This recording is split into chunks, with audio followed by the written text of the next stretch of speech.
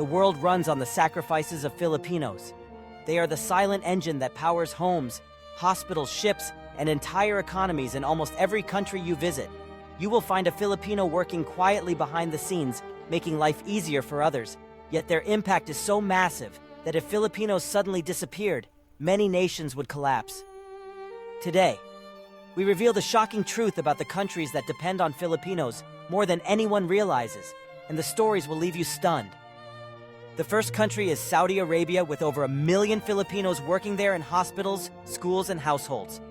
Saudi families rely on Filipino nurses and domestic workers known for their dedication and patience.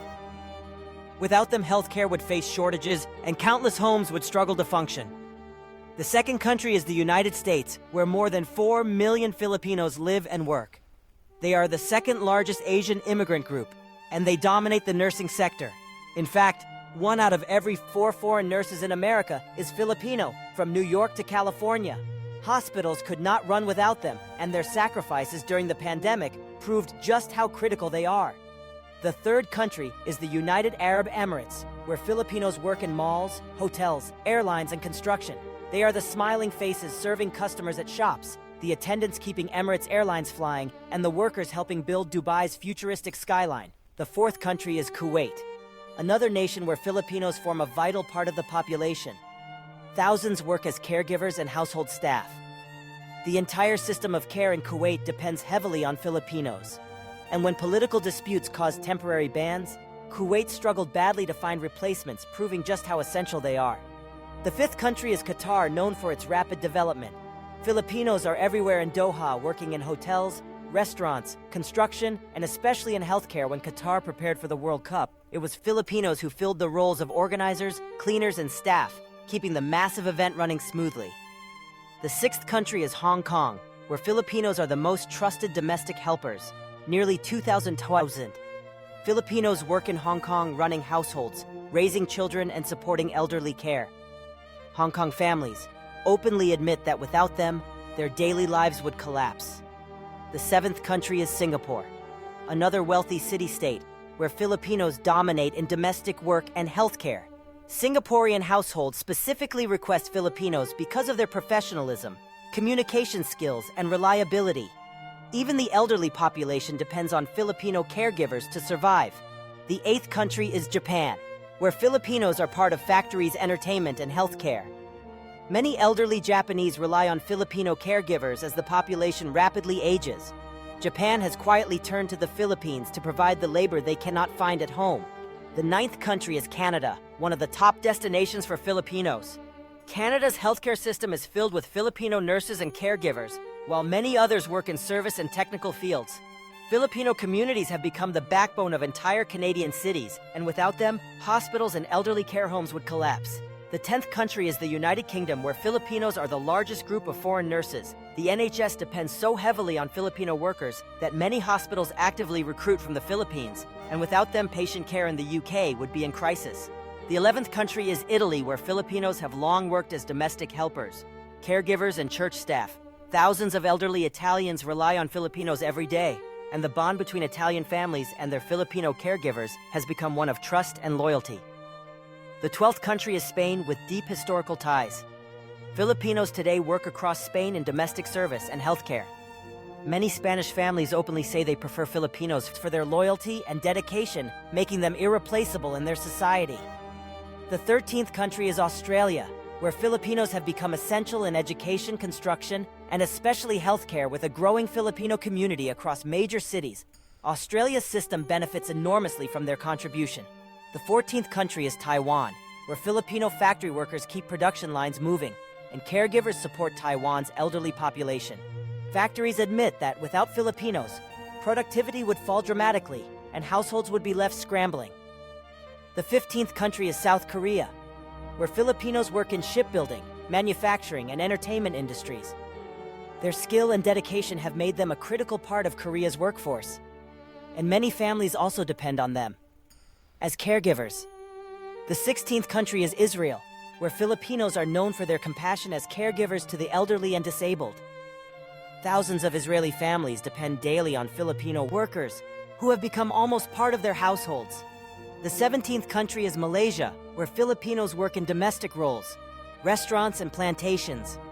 Many Malaysian households rely on Filipino workers because of their experience and trustworthiness. The 18th country is Greece, where Filipino seafarers have long been the hidden force keeping the Greek shipping industry alive.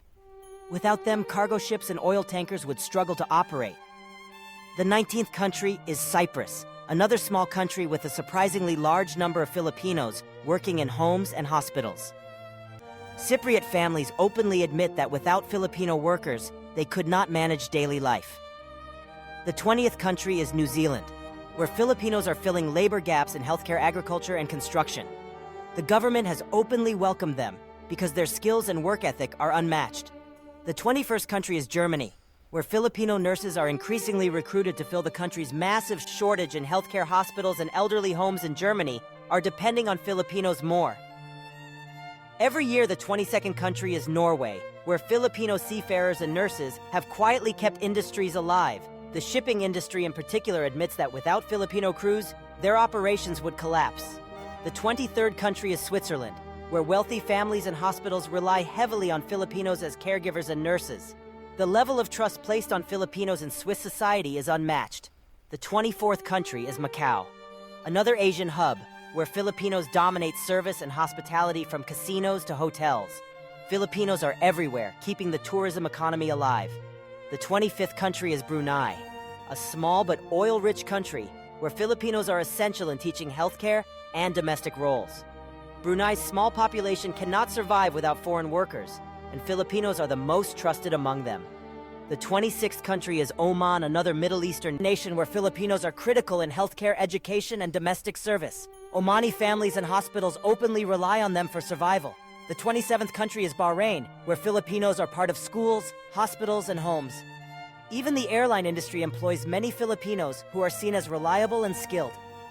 The 28th country is Finland, where Filipino nurses are slowly filling gaps in elderly care, as Finland faces one of the fastest aging populations in Europe. The 29th country is Ireland, where Filipino healthcare workers are essential in hospitals across the country. Irish families and patients openly praise their compassion and skill. The 30th country is Papua New Guinea, surprisingly home to thousands of Filipinos working as teachers, doctors, and engineers. The country's modern system is kept alive by their contribution, and without them, basic services would collapse. The 31st country is Guam, where Filipinos make up a huge percentage of the population and dominate construction, healthcare, and hospitality.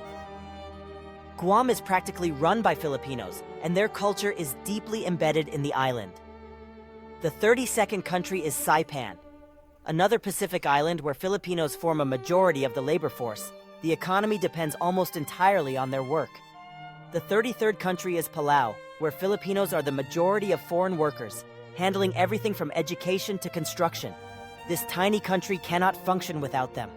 The 34th country is Cyprus, where again, Filipinos dominate households and healthcare. Many families see their Filipino caregivers as part of the family. The 35th country is Saudi Arabia's neighbor, the United Arab Emirates, where the dependence is so high that during travel bans, airlines, restaurants, and hospitals nearly collapsed without their Filipino staff. This truth is repeated across the world, from the Middle East to Europe to North America to Asia. Filipinos are the silent foundation of entire countries, yet they remain underappreciated. The shocking truth is, if all Filipinos working abroad suddenly went home, entire nations would fall. Hospitals would close, airlines would stop, ships would dock, and millions of families would be left helpless. Countries depend on Filipinos not just because they work, but because they bring compassion, discipline, resilience, and loyalty that no other workforce can match. And that is why the story of Filipinos abroad is not just a story of migration. It is the story of how one nation of workers holds the entire world together.